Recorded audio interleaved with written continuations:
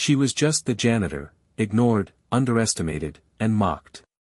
But when a cruel joke pushed her to the front of the classroom, what she did next silenced every voice in the room.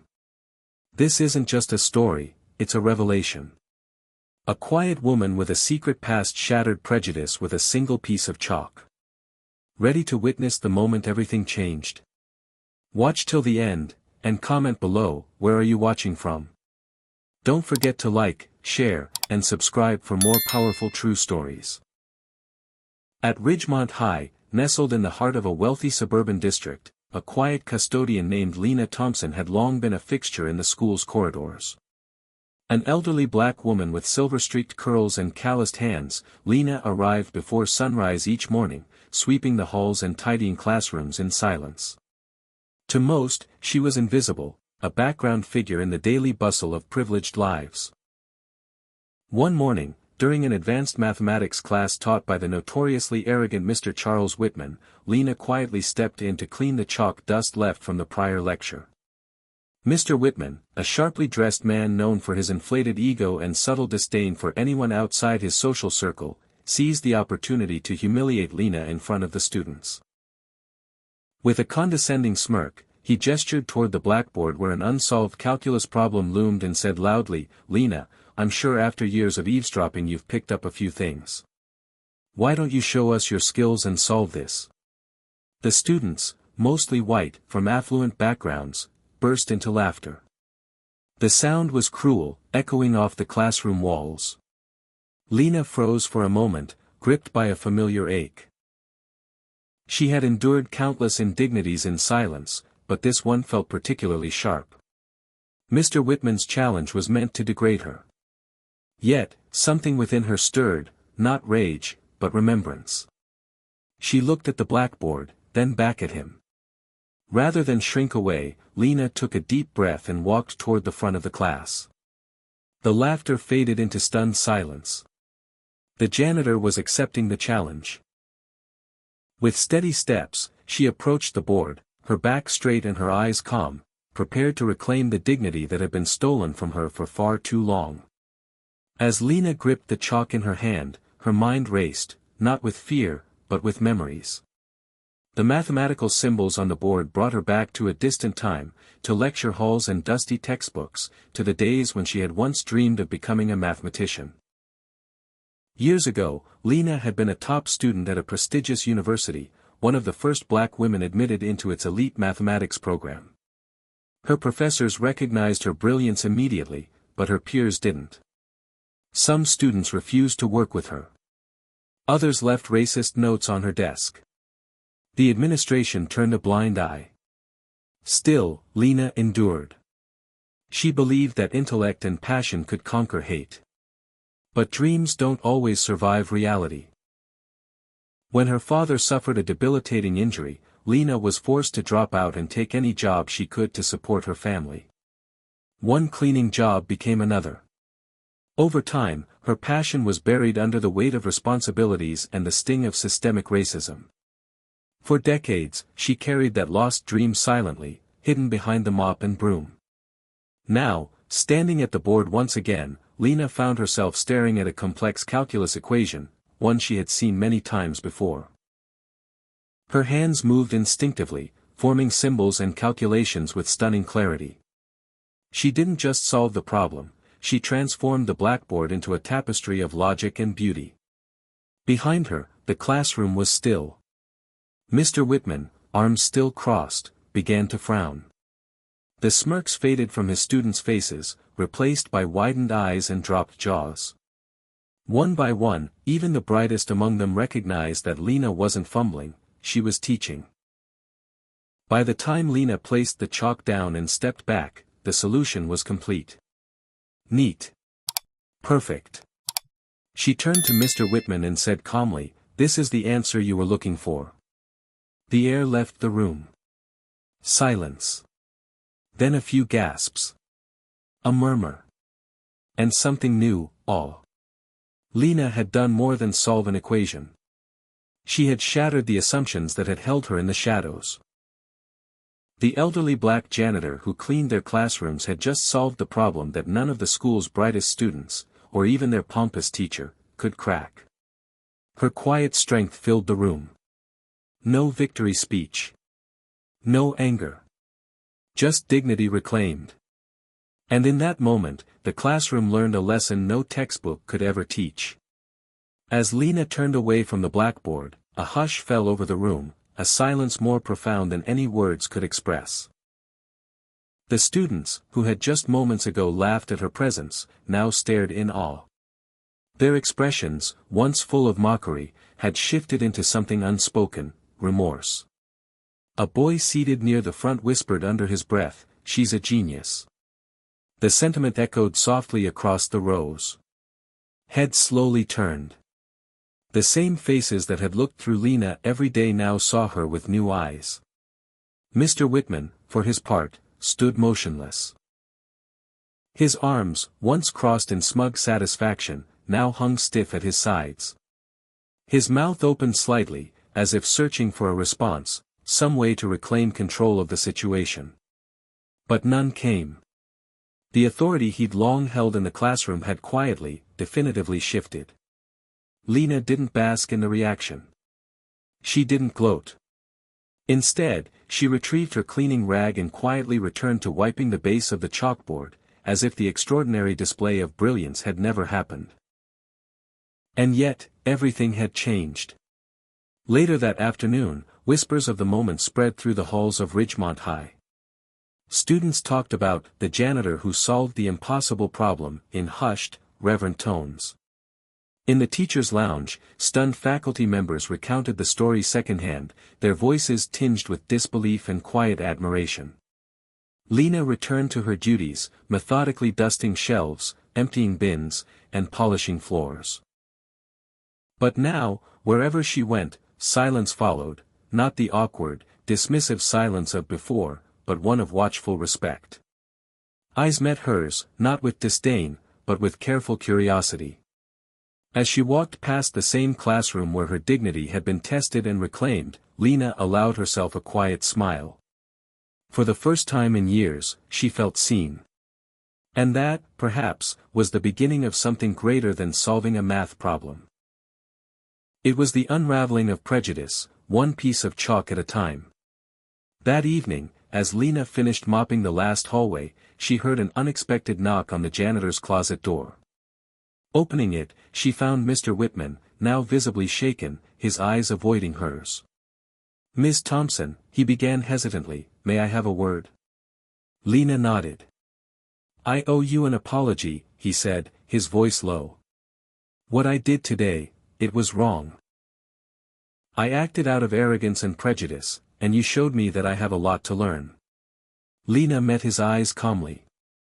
"Yes, Mr. Whitman, you do. But you've taken the first step." In that quiet space filled with bleach and humility, a new chapter began. The story of Lena Thompson's unexpected brilliance spread beyond Ridgemont High faster than anyone could have anticipated. By the next morning, students were still whispering about the janitor who solved Mr. Whitman's unsolvable equation. Social media posts had begun circulating, snippets of the event, hastily recorded on students' phones, captioned with words like legend and respect. Lena, as always, arrived before dawn. She moved through the halls with her usual rhythm, mop in hand, her back straight, and her eyes focused. But now, the air around her had changed. Students paused as she passed, offering shy nods, hesitant greetings. Some even whispered quiet good mornings, their voices thick with something that sounded like apology. At first, Lena didn't know how to respond. She hadn't sought attention. The act of solving the equation hadn't been a performance, it was a reclaiming. And yet, the quiet ripples were undeniable. Teachers who once walked past her without a glance now stopped to speak. Some asked her name. Others thanked her. But perhaps the most telling shift came from Mr. Whitman. He had changed. Not in grand, dramatic gestures, but in small, meaningful ones. For the first time in his career, he opened his class with humility. Yesterday, he told his students, "I witnessed something that challenged everything I thought I knew, not just about math, but about people. He didn't mention Lena by name, but the entire class knew. And when one student raised their hand to ask, "Will she be coming back to the board?" Mr. Whitman smiled, genuinely. And replied, "That depends if she's willing to teach us again." Meanwhile, Principal Graves had heard the story. During the weekly faculty meeting, she addressed the staff with an unusually solemn tone. "We pride ourselves on academic excellence here," she said. "But if we cannot recognize brilliance in all its forms, regardless of status, skin, or title, then what kind of excellence is that?" She requested a meeting with Lena. It was scheduled for Friday morning. Lena arrived early, as always, wearing her usual work uniform. She didn't wear makeup, nor did she carry a resume. But when she stepped into the principal's office, she walked with the quiet power of someone who had already proven everything. Principal Graves gestured for her to sit. "Ms. Thompson," she began, "I want to thank you, for what you did, and for what it revealed." Lena nodded politely. "I didn't do it for applause." "I know," the principal said softly. "But I'd like to ask you something more. Would you be open to speaking with some of our advanced math students? Not as a janitor. As a mentor." Lena hesitated. The years had hardened her against attention. But something inside her flickered, maybe hope, maybe purpose.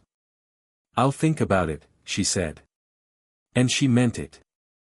Back in the halls, a new sign had appeared outside the math wing. In simple black letters, it read, "Respect is not earned through titles. It is revealed through truth." It was signed, quietly, Lt. By the following morning, the entire school was abuzz. The story of Lena solving Mr. Whitman's unsolvable problem had spread like wildfire. Students who had never spoken to her now nodded respectfully in the hallways. Teachers paused mid-conversation when she walked by. The transformation was subtle but unmistakable. In the faculty lounge, Mr. Whitman was quieter than usual. He sat alone, staring into his coffee. When other teachers brought up the incident, he didn't speak to defend himself. Instead, he listened, really listened, for the first time in years. In his next class, Mr. Whitman addressed his students with an uncharacteristic vulnerability. "Yesterday," he said, "I made a mistake. I underestimated someone because of her job, her age, and the color of her skin. Lena Thompson showed me, and all of us, that intellect and dignity know no uniform." Students looked at each other, stunned.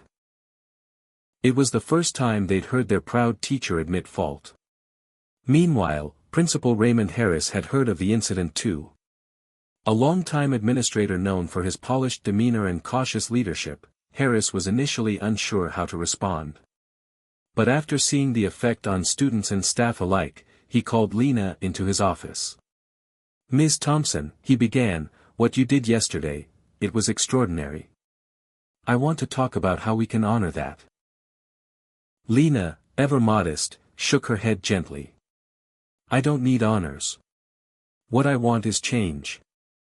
That one sentence left an impression on Harris that he couldn't shake. Within days, the school began organizing its first campus-wide forum on bias and equity, inviting speakers, hosting workshops, and, at Lena's gentle insistence, listening sessions led by custodial and cafeteria staff. The ripple Lena had created was no longer confined to one classroom. It was reshaping the culture of Ridgemont High. In the weeks that followed, Lena remained as humble as ever. She continued sweeping hallways, wiping desks, and fixing jammed lockers. But now, when she passed by, students held doors open. Teachers greeted her with warmth. And in the quietest moments, after the last bell rang and the school stood silent, Lena would sometimes glance at the empty classroom where it all began. A smile would cross her face, not of triumph, but of peace. The journey wasn't over. But for the first time in a long time, it felt like a journey worth walking. In the days that followed, Lena's quiet influence continued to expand beyond Ridgemont High's walls. Parents began to call the school, not to complain, but to praise. Letters and emails poured in, sharing how their children had come home with an entirely new perspective on respect, prejudice, and human worth. One message from a parent read, "My daughter came home and asked me if I've ever made someone feel invisible. Thank you for helping her grow." Principal Harris, inspired and stirred by the reaction, knew it was time to act decisively. One crisp Thursday afternoon, he once again called Lena to his office. She arrived quietly, still in her work uniform, with a rag tucked in her pocket. Harris stood as she entered, not out of formality, but respect. "Ms. Thompson," he began, his voice sincere, "I've been reflecting a lot on your words. You said you didn't want honors, you wanted change. I believe you've sparked something bigger than all of us. And I'd like to ask you to help us carry that forward." Lena tilted her head, cautious but listening. "We're organizing a school-wide symposium on dignity, inclusion, and the value of every role in our community. Students, faculty, and staff will all participate. I'd like you to be the keynote speaker." Lena blinked. "Me? No," Harris interrupted gently. "You are not just anything. You are exactly the voice we need." For a long moment, Lena said nothing. She looked down at her hands, weathered, strong, and quiet for so many years. Then she nodded. "All right. But if I speak the truth. The whole truth. Even the parts that are hard to hear." Harris smiled. "That's exactly what we need." News of Lena's upcoming speech rippled through the school. Anticipation built. Students whispered in the halls, teachers prepared their classes for discussions, and even alumni began to ask if they could attend. Something rare and precious was happening, an entire community was preparing to listen. Meanwhile, Lena prepared in her own way. She didn't write a grand speech or seek help. Instead, she sat late at night with a cup of tea, letting memories and truths rise to the surface.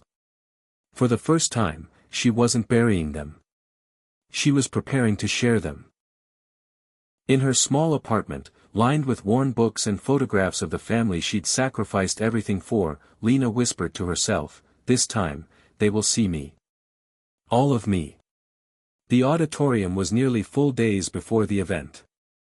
The janitor, once invisible, was now the most anticipated speaker Ridgemont had ever hosted.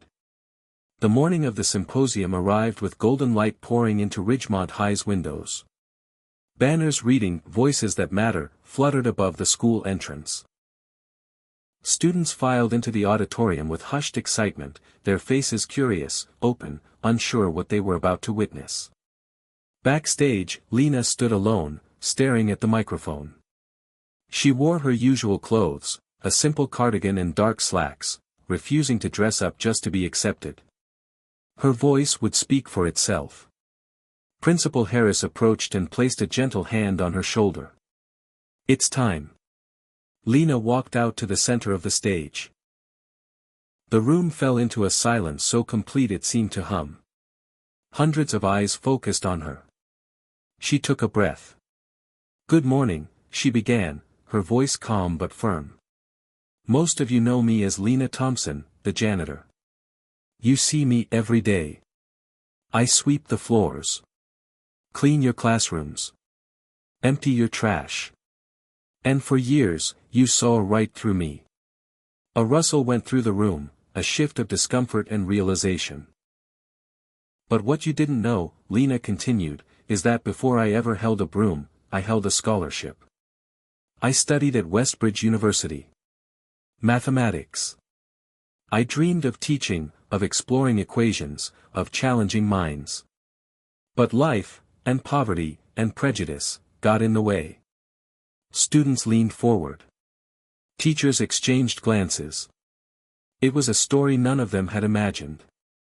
"I dropped out to care for my mother. Took the only job I could get. And every day since, I've been reminded by stares, by silence, that to many, I am just the janitor." She paused, letting the weight of that statement settle. "But I am not just anything. And neither is anyone here. Her eyes swept across the rows of young faces. Your worth does not come from your title, or your clothes, or how many friends you have. It comes from your choices. Your courage. Your respect for others. The auditorium remained still. Students who had once whispered insults now sat still, listening, learning. A few weeks ago, I was mocked. Challenged. But I took that chalk and solved the problem not because I wanted to prove anyone wrong, but because I wanted to remind myself that I still could. That buried in the silence of decades was a voice that never stopped believing I had something to offer. Tears shimmered in a few eyes. Even Mr. Callahan, seated in the front row, had his head bowed. So I stand here now, not as your janitor, but as Lena Thompson. A woman who has lived through prejudice. Who gave up her dreams. Who never stopped learning. And today, I want to ask you, how do you see the people around you? Do you look past them, or do you truly see them? A long silence followed. And then, slowly, students began to rise. First one, then a handful, then the entire auditorium stood in a quiet, solemn standing ovation. It wasn't just for Lena's words, it was for the truth. For the humility. For the courage to speak when silence had been easier. Lena stood still for a moment, her eyes glistening. Then she smiled. And this time, it was she who walked off the stage, not invisible, but fully seen. The echoes of Lena Thompson's speech did not end when she left the stage. Like a ripple cast into still water, her words reached every corner of Ridgemont High, and far beyond. By lunchtime, students could be seen gathered in small circles across the campus, not gossiping or scrolling on their phones, but talking. Earnestly. Reflecting. One group of juniors sat under the elm tree outside the science wing. Did you know she went to Westbridge? One asked, eyes wide. I mean, Westbridge. And we never knew. We never asked, another added quietly. In the teacher's lounge, conversations shifted from grading rubrics and testing schedules to something far more human. Ms. Patel, a literature teacher, stared at her tea, shaken. I can't stop thinking about the way I used to walk right past her without even saying good morning. Mr. Callahan, still reeling from his front row seat at the speech, nodded solemnly. That speech? It should be required listening for every staff member. Hell, for every school. Principal Harris took immediate steps to ensure Lena's message became more than a moment, it became a movement. He convened a new task force, inviting students, faculty, custodial staff, cafeteria workers, and even parents to join a council on respect and inclusion. Their goal, to re-examine policies, reshape the culture, and ensure every voice was heard. Lena, to her quiet surprise, was asked to co-chair.